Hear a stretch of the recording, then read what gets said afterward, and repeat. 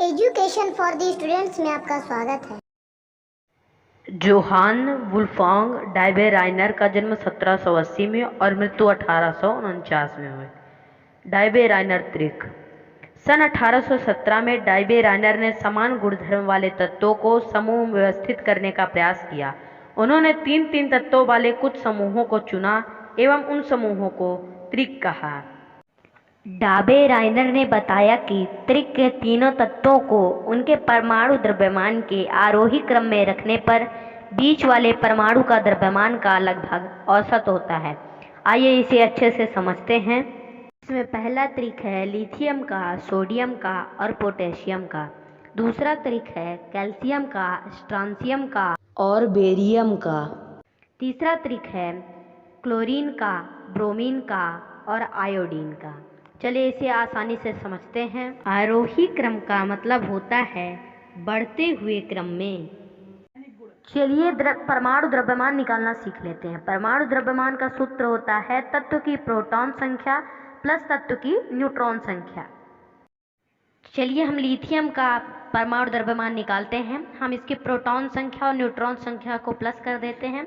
Proton संख्या 3 है lithium की और न्यूट्रॉन संख्या 4 है। इन दोनों को हम प्लस कर देंगे तो 7 आ जाएगा। यही लिथियम का परमाणु द्रव्यमान है। इस प्रकार आप किसी भी तत्व का परमाणु द्रव्यमान आसानी से निकाल सकते हैं।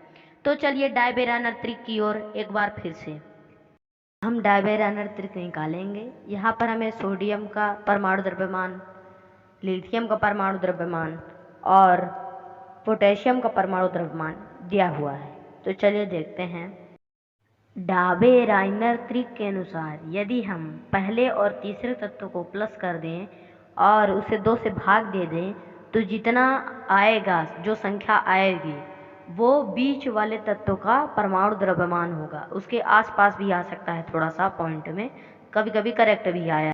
अब हम डायबेराइनर द्वारा दिए गए सूत्र के अनुसार रखेंगे। तो पहली और तीसरी राशि यानी लिथियम और पोटेशियम को प्लस करके राशियों की संख्या 2 है यहाँ पे, तो 2 से भाग दे देना है हमको। तो जब इसको 39 + 7 कर देंगे तो ये 46 आ जाएगा, यानी 46/2, तो ये 23 आ जाएगा। और जैसा कि आप देख रहे हैं यहाँ पे लिथियम का जो परमाणु द्रव्यमान है वह 23 ही है। इस प्रकार डायबेराइनर त्रिक निकाली जाती है। चलिए और 2 त्रिक देख लेते हैं। क्लोरीन का परमाणु द्रव्यमान 35.5, ब्रोमीन का परमाणु द्रव्यमान 80 और आयोडीन का परमाणु द्रव्यमान 127 है। तो चलिए दिए हुए सूत्र के अनुसार इसे रख लेते हैं। तो पहले और तीसरी राशि को धन कर देते हैं। तो 35.5 + 127/2 कर देंगे तो हमें 81.5 प्राप्त हो जाएगा। जो ब्रोमीन का द्रव्यमान है 80, जो ब्रोमीन के द्रव्यमान के लगभग पास ही है। हम कह सकते हैं कि यह ब्रोमीन का द्रव्यमान है। चलिए तीसरा त्रिक देखते हैं। कैल्शियम का परमाणु द्रव्यमान 40.07, स्ट्रांसियम का परमाणु द्रव्यमान 87.62 और बेरियम का परमाणु द्रव्यमान 137.3 है। तो चलिए हम सूत्र के अनुसार रख लेते हैं।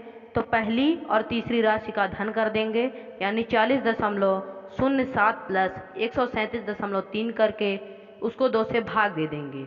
तो चलिए देखते हैं, यहाँ पे आंसर 88.5 हो जाता है। चलिए अब डाबेराइनर त्रिक की सीमाएं जान लेते हैं। डायबेराइनर त्रिक की सीमाएं। डायबेराइनर के वर्गीकरण की सबसे बड़ी सीमा यह थी कि इस नियम के अनुसार उस समय उपस्थित पाए जाने वाले सारे तत्वों का वर्गीकरण नहीं किया जा सकता था। दूसरी सीमा यह थी कि डायबेराइनर उस समय के ज्ञात तत्वों में केवल 3 त्रिक ही ज्ञात कर सके थे, इसलिए यह त्रिक में वर्गीकरण करने की पद्धति सफल नहीं रही।